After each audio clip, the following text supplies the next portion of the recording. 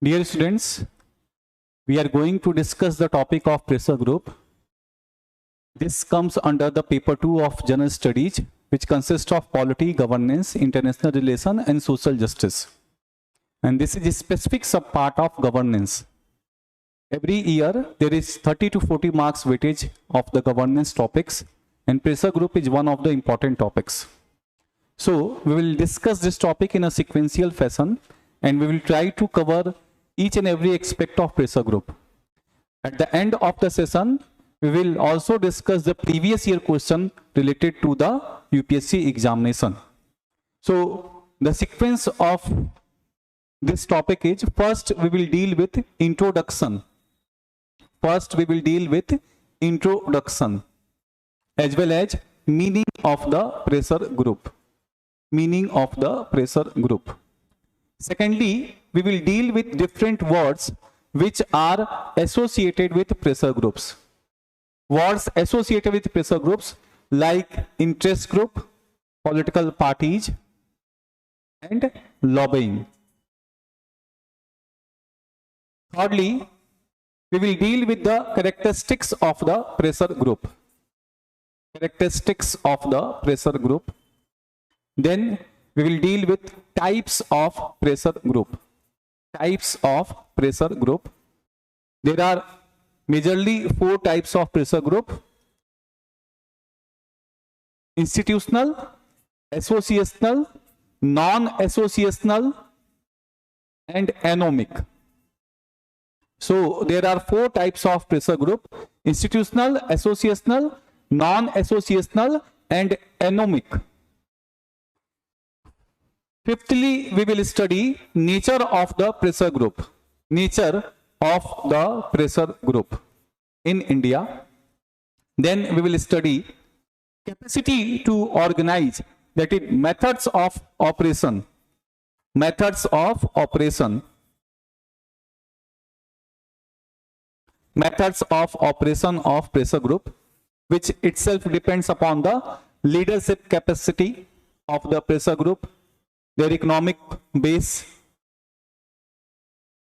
the political environment within the country,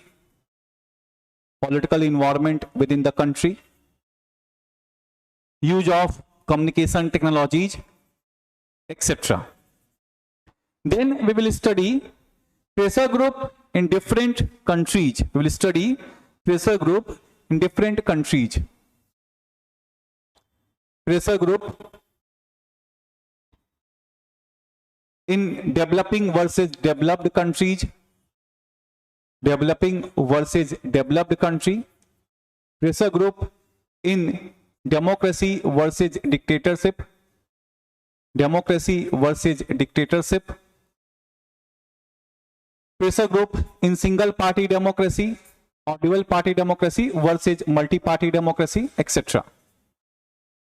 At last, we will study the criticism of this topic. This is one of the most important aspects, as questions are generally related with the evaluation effect, critical analysis effect, and in this we need to understand both the factors. So we start with the introduction of the pressure group. What is pressure group? Pressure group are those organizations which are created in order to ensure that their interests are maximized, and they try to pressurize the government, specifically the executive branch as well as the legislative branch, so that their interests are maximized. Their interests are maximized, or at least their interests are not relegated to the background. If not maximized, their interests are not relegated to the background. Relegated to the background.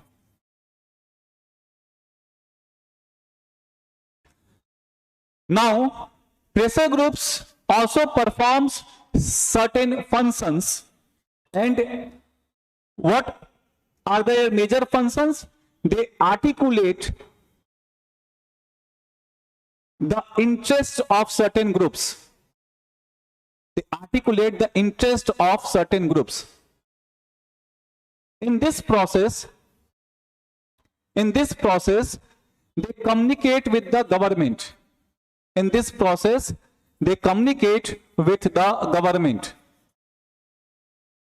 They communicate with the government. They also act as a catalyst of change. They also act as a catalyst of change. They bring change within their group. They can also bring change within the society. And they can also try to change the structure of the government. So they have a certain effect on the society as well as government, on their structures itself. And they perform systemic maintenance function. They first perform systemic maintenance function. So what is this systemic maintenance function? What is systemic maintenance function? Basically, they perform certain corrective function. They perform certain preventive function. They perform certain coordinating function. They perform cooperative function, integrative function. And they make sure that the organization which is responsible for delivery of the services are providing the services. So here, which organization is responsible for delivery of the services? Government is responsible for the delivery of the services. So they make sure that government provide services to the specific groups, as well as they take certain corrective functions. They also perform certain preventive functions. They correct their process, they correct their behavior, they correct their course of action while trying to ensure that government works according to their needs. As well as they ensure coordination between different members of the pressure group and cooperation between different members of the pressure group. So these are the functions which are performed by the pressure groups. Also, they help in social integration. They help in social integration process. That is integration of the group within the society, cohesion of the group within the society. So they have various functions to perform. They articulate the interest of certain groups. They communicate with the government. They act as a catalyst of change. They can even change the structure of the government. As we can see that the pressure group known as India Against Corruption created a different structure within the government, that is Lokpal and Lokayukt. Mazdoor Kisan Samiti Sangathan also acted as a pressure group, and it initiated a process which resulted in culmination of passing of Right to Information Act. So these pressure groups are there to act as a catalyst of change also. They change within themselves, they change the society, they can also change the structure process of the government also. In fact, behavior can also be changed. So these are the functions of the pressure group. Largely, pressure groups are sub-parts of the civil society organization. Pressure groups are a sub-part of the civil society organization. Civil society is a formal organization which is apart from the state as well as private sector. We can define civil society organization as society, CSO is equal to society minus government minus private sector. So civil society is an organized society, and this organized society ensures that good governance takes place within the system. So what is the definition of good governance? As we can see that good governance simply means tri-junction synergy of public sector, private sector as well as civil society. This is good governance. In good governance, instrumentality is not important. Who is performing what function is not important. ultimate aim of good governance is welfare of the country, welfare of the citizens, welfare of the masses, irrespective of the services provided is by government or private sector or by civil society organization. So civil society organization itself is an formal organization which is apart from the government and private sector, and interest group or pressure groups are sub-parts of the civil society organization. Now we can say that we have understood the meaning of the pressure group. What is pressure group? Pressure group are a group of people who have certain common interest and they try to pressurize the government in order to maximize their interest, or at least their interests are not relegated to the background. As in any country, in any government, there are different groups operating. So we can also see there is a group theory which says that organizations are nothing but aggregation of different groups, or government is nothing but aggregation of different groups, and these groups vie with each other in order to maximize their benefits. So pressure groups try to maximize their benefit and try to outperform the other groups which are present in the society of their own, which have their similar interest. Now we will see different words associated with pressure group. First, pressure groups versus political party. See, political party have a well-organized cadre. Political party have a well-organized cadre. They have a well-organized cadre. Political party have a well-organized cadre, and they are based on certain ideology, and they ensure that these cadres promote the ideology of that particular political party. Whereas pressure group may or may not have certain well-organized cadre. Generally, they do not have well-organized cadre. They do not have well-organized cadre. Do not have well-organized cadre. Although there can be exceptions also, and they do not go to the public for promotion of their ideology. So basic difference is that political party have well-organized cadres, and they are based on certain ideology, and these cadres influence the public so that the ideology of the political party is accepted by the public, whereas pressure group does not have well-organized cadre.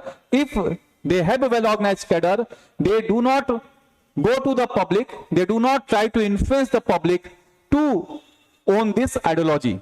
So this is one of the basic difference. Secondly, the main aim of the pressure group is pressurize the government, pressurize the executive and legislative branch of the government in order to ensure that their welfare is maximized, whereas the main aim of the political party is to ensure that they win elections and they form the government.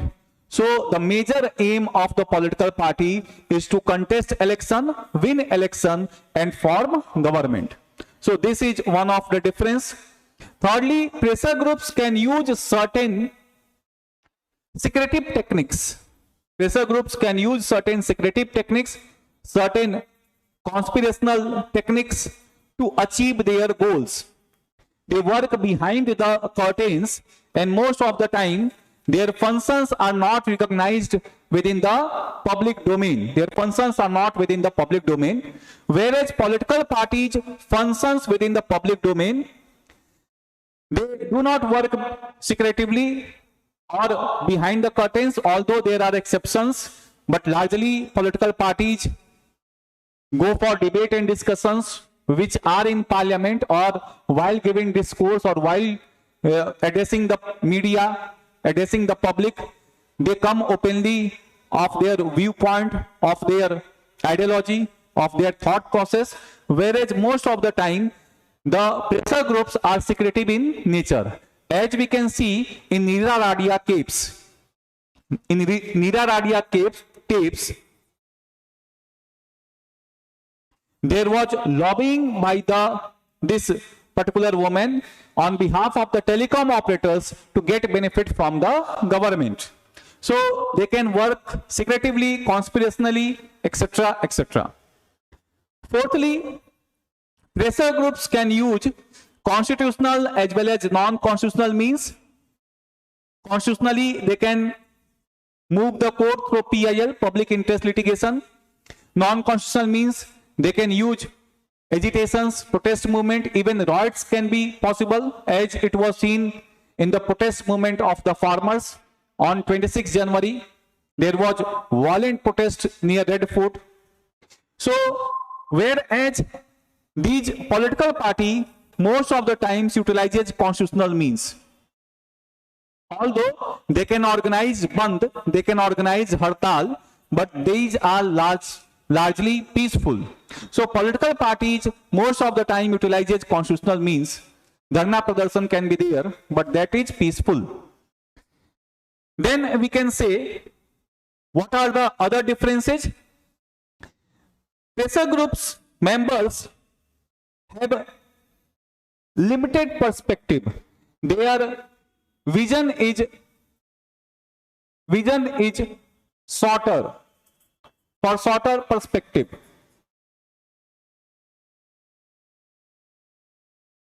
They aim to solve their immediate problems. They aim to solve their immediate problems. Whereas the vision of the political party is having wider perspective, and their main aim is to win elections and form government, and they focus on long-term goals. But again, this can be vice versa also. We have pressure groups which have transformed themselves into political parties. We have political parties which have transformed themselves to the pressure group. So, as we can see, a pressure group in India, that is India Against Corruption. This pressure group was formed to fight corruption within the country and for creation of an organization known as Lokpal and Lokayukt. But when the goal of this group achieved, this group was dismantled, and the members of these India Against Corruption formed various political parties, and the well-known is Arvind Kejriwal, who had formed a national political party, Aam Aadmi Party, which is a national party within 10 years. And he has government in 2 states, Delhi, which is UT, and Punjab. So, and again, Yogendra Yadav and Prashant Bhushan have formed another political party. So, we have seen that pressure groups have transformed themselves into political party. We have also seen that political party which do not have long-term vision or which is not able to win elections have transformed themselves into pressure groups, as it is seen in Western UP, where initially in 1970s, 80s, 90s till 2000, the Farmers Association has a well-known party system, and they were able to win elections, but recently they are acting as a pressure group. So, political party, if not able to command majority, if not able to win elections, can be relegated back to the pressure group also. So, this depends upon the vision, articulation, the capability of the leaders of the pressure group. So, we have seen difference between pressure group and political party. Next word is lobbying. Lobbying. Lobbying is a specific term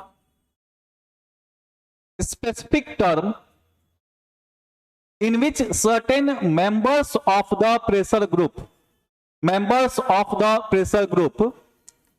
tries to pressurize the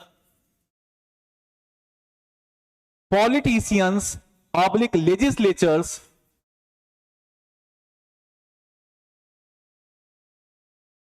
in order to ensure that policies are formulated in their interest.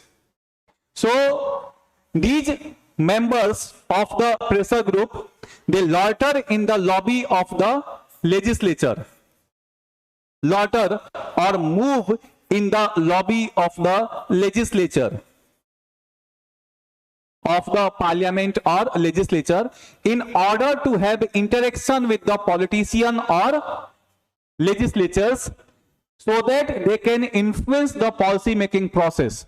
They can articulate their needs, they can communicate their needs to the politicians, to the lawmakers, and can influence the policy making process.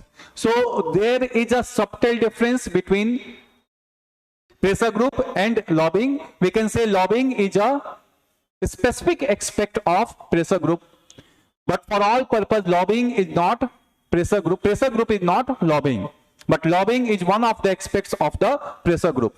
In United States of America, this is widely recognized as a practice in positive connotation, whereas in India, this is not recognized as a practice. This has certain negative connotation associated with it. Now we will see pressure group versus interest group. See, what is difference between interest group and pressure group? Interest group are those groups which have certain common interest, and they may or may not use pressure tactics. They may or may not use pressure tactics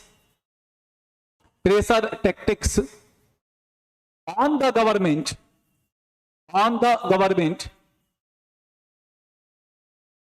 in order to ensure that their goals are achieved, whereas pressure group will certainly use pressure tactics in order to achieve their goals. Secondly, interest group may or may not influence the decision making process, whereas in pressure group will certainly influence the decision making process. So interest group may or may not influence the decision making process. Pressure group will certainly influence the decision making process. Largely we can say that pressure group is a sub part of the interest group. All pressure groups are interest group, but all interest groups are not pressure groups. Interest group and pressure groups are used synonymously for all practical purpose. For all practical purpose, there is no much difference between pressure group and interest group. We can summarize all these things as civil society organization, which will consist of interest group. Specifically, pressure group will be sub part of interest group, and lobbying will be a particular aspect of the pressure group. And political parties are different. So pressure group can transform itself into political party, and political party can transform itself into a pressure group, depending upon the capacity, capability, articulation, vision, decision of the leadership. Now we will see characteristics of the pressure group. Characteristics of the pressure group. What are the characteristics of the pressure group? See, first, it is based on certain common interest. It is based on certain common interest. Certain common interest. As we all know that pressure groups are based on certain common interests. There are certain common interests which is to be looked by, which is to be protected by the pressure group, and they try to articulate the needs of the common people who are associated with them. So they keep in view certain interests and thus try to adopt the structure of power in such a way that their interests are maximized, and they try to subvert the clashing pressure groups. Secondly, we can say that they use both modern as well as traditional means, modern as well as traditional means to achieve their goals. In modern way, they finance the political parties. They finance the political parties. They sponsors their candidate. Sponsors their candidate. They also try to fulfill and satisfy bureaucracy. There are various men who specialize in these process, and basically their main aim is to ensure that bureaucracy and politicians are fully satisfied in order to gain from them. Traditional means they associate themselves on the basis of caste, on the basis of religion, on the basis of region, etc. And demands of these groups are based on their association. Like we can say in India, there are various caste groups: Brahman Samaj, Kshatriya Samaj, Vaishya Samaj, Sudra Samaj. We have seen Gujjar Andolan in Rajasthan is specifically related to reservation. You have seen Jat reservation, Jat Andolan related to reservation. Jat is related to reservation. So there are various caste groups also which try to pressurize the government in order to gain from the policies of the government. Thirdly, we can see that these pressure groups are resulting out of the increasing pressure on demands on the resources, resulting out of increased pressure on demand of resources. Demand of resources. As we have seen that in any country, specifically in a country like India, which is a developing country, there are very limited resources. Any country, whether developed or developing, they have a limited resource, and specifically this is true for India as it has a huge population to serve. So resources are limited, and these resources are distributed between the citizens. Government has limited resources, demand is unlimited. So government distribute these resources, and those people who benefit from the government programs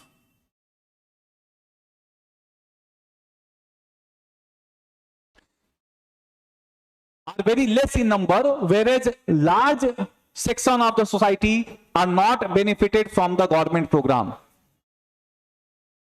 But how government distribute the resources? Government distribute the resources by utilizing certain principles like utilitarian, or you can say distributive justice. So while fulfilling the needs of the citizens, the weakest section of the society are served first. But this can create antagonism within different sections of the society. So they protest against the groups which are not benefited from the government programs, protest against the government policies. Government use certain legitimate tactics to justify their distribution of resources. They use certain legitimacy concept from the constitution, from the laws, from the regulations, that this has been provided by this constitution, this article of the constitution, which has been provided by this law. But if the protesters get satisfied with the legitimacy concept of the government, the protest is dismantled. But if they are not justified, if they are not satisfied with the direction of the government, they protest, and these protesters most of the time turns into the pressure group. Sometimes government use force, and this can also result in pressure group. As we have seen that government brought ordinance of 3 farm bill, and then it was passed by the parliament. without proper discussion. Now the farmers disowned this bill and they protested against the government. Government used certain legitimate techniques that this law has been passed by the parliament with proper discussion. All the parliamentarians were involved in the passage of the law. But farmers did not accept all the justification which was given by the government. They protested completely for more than 1 year. And ultimately, government gave into the demand of the farmers. So, certain groups who are not benefited can protest against the government. And this can result into the development of new pressure groups. Then we can see that alternative to inadequacy of political parties, pressure groups result due to alternative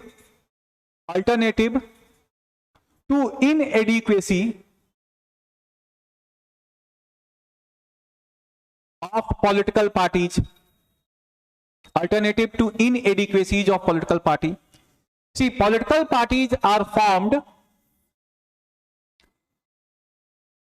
with certain common interest, but we have seen that various political parties are only tackling the interest of certain sections of the society. This can be better understood by an example, and we take the example of UP, Uttar Pradesh. We will take an example. See, in UP there are various political parties. For example, in UP there is Bahujan Samaj Party, there is Samajwadi Party, there is Congress, ruling party is BJP. Then OVSS has also entered in the framework. TMC has also entered into the framework. Shiv Sena is also there, etc., etc. Now, what is the mandate? Which type of sections of the society BSP tackles? BSP tackles minority plus scheduled caste. Although various members of Legislative Assembly of BSP are from upper class, that is, you can say Brahman and Kshatri, but largely the vote banks of Bahujan Samaj Party is related with minority as well as the scheduled caste. Samajwadi Party, the vote bank is related with minority as well as other backward class, and specifically in OBC, a certain section of the OBC only. Congress, minority plus all class, you can say, although Congress is immaterial in UP as it is not able to muster enough seats to act as a opponent or even a, you can say, important political party in UP. Hardly it is able to win 3 to 4 Lok Sabha seats, 2 to 3 Lok Sabha seats, and handful of 10 to 12 seats in state legislative assembly. BJP again is riding on majority. OVSS, TMC, all these are focusing on a minority. So what we are seeing? We are seeing that most of the political parties are focusing on minority. And these creates a huge gap within the society. Various sections of the society, their demands, their needs are not fulfilled by these political party.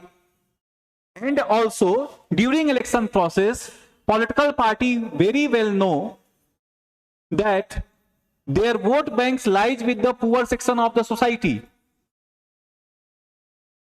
because they vote in mass and their vote bank can also be influenced. So they try to appease the weaker section of the society by coming up with certain rhetoric, by coming out of with certain sloganeering. That is, they will say that the division between rich and poor will be dismantled. The upper class of the section of the society, the riches of these sections will be taken away. They will come out with certain slogans, and this will antagonize these sections of the society. And to counter the ideology of each political party, various sections of the society will form pressure group in order to ensure that whoever form the government, their interests are intact. So this is one of the reasons for creation of pressure groups also. Now, last we can see that it also represents changing consciousness. The changing consciousness within the society is represented in creation of various pressure groups. When the society is poor, when the society is weak, when the society has less capital, when the society is lacking in food security, it is largely fatalist in nature, as it was seen during the time of COVID. The whole world was suffering on the onslaught of COVID. We have no adequate health facilities. Food security was challenged as farmers were not able to cultivate. All economic activity was curbed for a certain period of time. So these type of times create certain fatalist attitude. But when the basic needs of the citizens, that is roti, kapda and makan, food, shelter and clothing are met, they go beyond the basic needs and try to ask for certain more rights from the government. So the desires, the needs, the wants of the citizens increases, and this also leads to creation of pressure groups. Then use of information communication technology. These have the capability to associate each and every member of the pressure group. This has the capacity to associate other sections of the people who are in different parts of the world, to collaborate, to cooperate, to coordinate. So the use of ICT has also helped in creation of various pressure groups.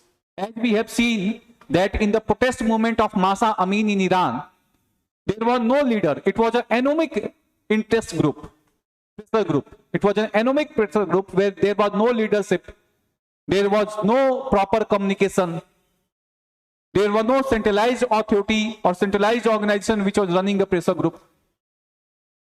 So how it propelled? It propelled with the help of information communication technology. The protest in Tahrir Square, the protest in India against corruption, in India, that is India against corruption, the protest of Nirbhaya movement, all these was helped by the information communication technology. Plus global problems. Global problems have also created global pressure groups. Like we can say Greenpeace movement, Frontiers Without Medicines Without Frontiers, Reporters Without Frontiers, and these publish certain reports which try to pressurize the government machinery of a particular country. So there are various other factors also which is creating certain pressure groups. So we have seen the meaning of the pressure group, introduction, the words associated with pressure group, the characteristics of the pressure group, rest of the topics, types of pressure group, nature of the pressure group, methods of operation, pressure group in developing versus developed, democracy versus dictatorship, single versus multi-party democracy, and criticism of the pressure group will be dealt in the next lecture. So thanks. We will meet in the next lecture.